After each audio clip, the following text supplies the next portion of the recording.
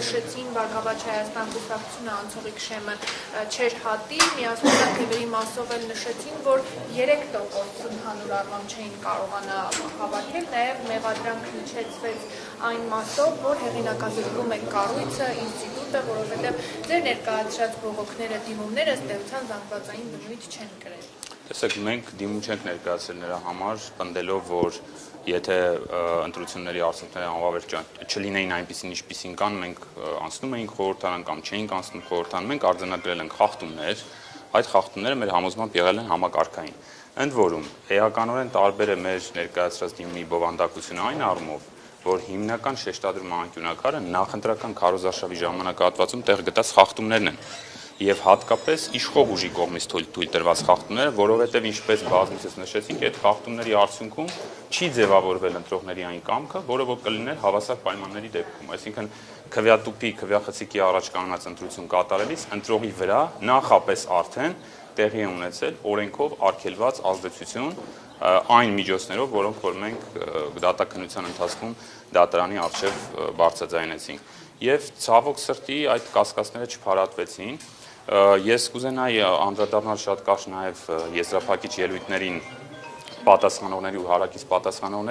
պատասխանողներից հակակոռուպցիոն կոմիտեն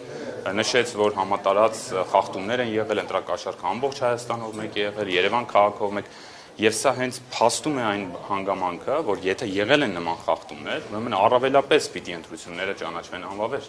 Այսինքն այդ փաստը ընդունվեց հենց հարակից պատասխանողի կողմից, այլ դրանից ավելի վառ ապացույց առ այն, որ ընտրությունները պետք է ճանաչվեն անվավեր, ես կարծում եմ լինել չի կարող, որտեղ դրա մասին ամենայն դեպս հայտարարում է իրավասու մարմինը։ Ինչ վերաբերում է կենտրոնական ընտրական հանձնաժողովին, տեսեք, հանձնաժողովի անդամները եւս ընդունեցին, որ գեր ծանրաբեռնված են եղել իրենք, լարված վիճակում են աշխատել, մեր համոզմունքն էլ է դա, եւ մենք դիմումի բացատրություններում, երբ որ ներկայացնում ենք մեր փաստարկները, շեշտադրեցինք, որ միգուցե հենց հանձնաժողովը չի ունեցել բավարար կարողություններ այդ ամբողջ խախտումները բացահայտելու, դրանց հրատապության կարգով անդրադարձ կատարելու, որովհետև եթե պետությունը չի կարողանում կազմակերպել ընտրությունները հավասարության ու ազատության սկզբունքների պահպանմամբ, արդյունքը լինում է այն, որ մենք հայտնվում ենք սահմանադրական դատարանում։ Այդ հիմնավորմամբ է, որ ընտրությունները պետք է ճանաչվեն անվավեր։ Սա դրան խորհրդական սենյակում ըստ պարոն Դերմենյան ինչ որոշում կկայացնի, ինչ ակնկալիքներ ունեք։ Դեռ հույսը պահպանվում է, որ սահմանադրական դատարանը կմնա իր բարդության վրա եւ կարձանագրի, որ այն խախտումները, որոնք ներկայացվեցին բոլոր դիմումատուների կողմից, որոնք ցույց էին տալիս դրանց համակարգված եւ նաեւ համատարած բնույթը, ազդել են ընտրության արդյունքներին, կարող էին ազդել ընտրության արդյունքների վրա, սա հատկապես կուզենայի շեշտադրել, կարող էին ազդել ընտրության արդյունքների վրա եւ անվավեր կճանաչի ընտրության արդյունքները։ Պարոն Դերմենյան, Վաղը Բատունյանն իր ելույթում քաղաքական ուժերին ճակերտավոր ասած մեղադրեց քաղաքական դիվիդենդ շահելու համար սահմանադրական դատարան դիմելու մեջ։ Հիմա այս հայտարարության ինչպես կարձագանքեք եւ արդյոք դրանով նաեւ չի նսեմացվում երկրում սահմանադրական արդարադատության էությունը, ողջ չէ։ Որևէ էական նշանակություն չէի տա այդ հայտարարությանը, որովհետեւ մենք բարձր դատարանի առջև ենք եւ այստեղ կարևոր էին իրավական փաստարկները, ներկայացված ապացույցները եւ դիրքորոշումները։ Պարոն Դերմենյան, հակակոռուպցիոն կոմիտեի ղեկավարի տեղակալը իր ելույթում ըստ էության գնահատականներ տալով նշեց, որ կողմերի ներկայացրած դատողությունները ուժեղ էին, հեգնելով այսպես ասած, եւ նաեւ նշեց, որ եթե նշում եք մասսայական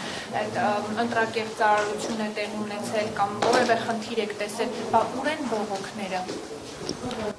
Դարձյալ գալիս ենք նույն խնդրին։ Քարոզարշավի ժամանակ, ընտրությունների ժամանակ քաղաքական ուժերի խնդիրը չէ յուրաքանչյուր եւ ամեն մի խախտման մասին գնալ ու բարձրաձայնել։ Սա պայքար է քաղաքական ուժերի միջև իրենց գաղափարների շուրջ։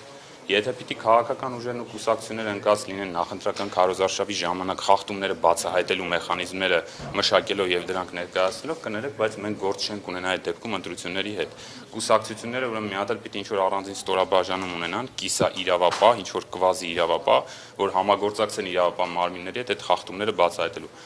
Պետության ֆունկցիան է ստեղծել այնպիսի միջավայր, որը կապահովի Սահմանադրության 7-րդ հոդվածով սահմանված սկզբունքների ներքո ընտրությունների իրականացումը։ Վերջակետ։ Կուսակցությունը կգտնի խախտում, դիմում կներկայացնի, չի ներկայացնի, դրանից խախտումը չի վերանում։ Այն, որ խախտում տեղի ունեցել է, բայց որևէ կուսակցություն դրա մասին չի նշել, չի նշանակում, որ խախտումը գոյություն չի ունեցել կամ չէր կարող ազդել ընտրության արդյունքի վրա։ Սա է ողջ իրողությունը։